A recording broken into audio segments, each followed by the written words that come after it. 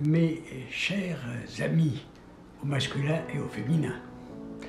Avant tout, je tiens à remercier chacune, chacun de vous et toutes les personnes qui m'ont écrit, qui m'ont appelé pour me soutenir, qui sont même venus. Je n'ai jamais douté de la qualité de la relation que j'avais avec beaucoup de gens, des amis de longue date, parfois de simples connaissances. Alors, que s'est-il passé pour que je me retire de toute activité publique? J'ai été accusé, par écrit, sans preuve, de vol, de vandalisme. Il s'agit bien évidemment d'une diffamation mensongère qui m'a profondément affecté.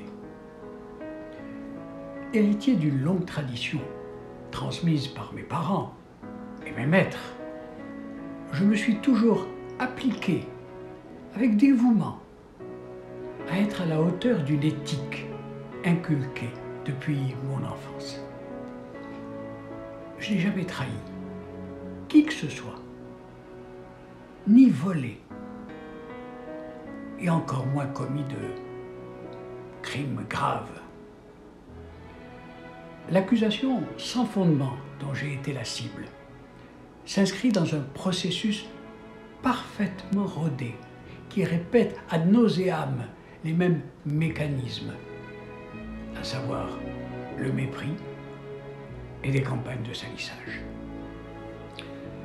J'ai le devoir moral de citoyen de rendre public des situations extrêmement graves que traversent des sociétés qui, vues de loin, donnent l'illusion d'un mythique Eldorado. La nature humaine est la même, que l'on soit à Tombouctou, à Barcelone, à Berlin, à New York, à Montréal. Des humains déshumanisés, organisés en clans, en bandes mafieuses, entretiennent des crises devenues systémiques. Ces clans, formés d'individus dont l'incompétence est démontrée, se cooptent entre eux, en imposant des règlements, des lois, conçus sur mesure pour satisfaire une soif de pouvoir inextinguible. Le pouvoir est un mirage dans lequel se noient des individus qui se croient au-dessus des lois en intimidant, en harcelant, en terrorisant, en assassinant celles et ceux qui ne sont pas d'accord avec eux. En agissant dans une impunité méprisante, ces individus se répandent comme des virus mortels sous toutes les latitudes en entretenant une omerta nocive. Aucun SMIC social, encore moins une norme démocratique n'est respecté. Mais que signifie la démocratie? La démocratie ne se limite pas à un bulletin de vote. La démocratie, c'est l'échange, le débat d'idées, la confrontation saine, l'écoute et le respect des opinions de la minorité. C'est ce que je me suis appliqué à faire durant une carrière de plus d'un demi-siècle dans le monde des médias, où je pratique toujours avec une conscience scrupuleuse.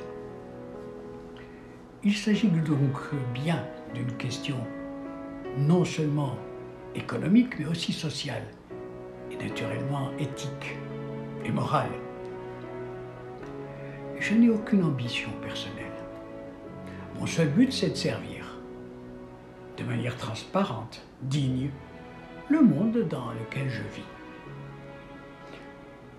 Je suis retraité à 73 ans, je suis toujours actif bénévolement dans une radio à Montréal, où je produis, avec bonheur d'ailleurs, 2 émissions hebdomadaires, dont une sur l'islam.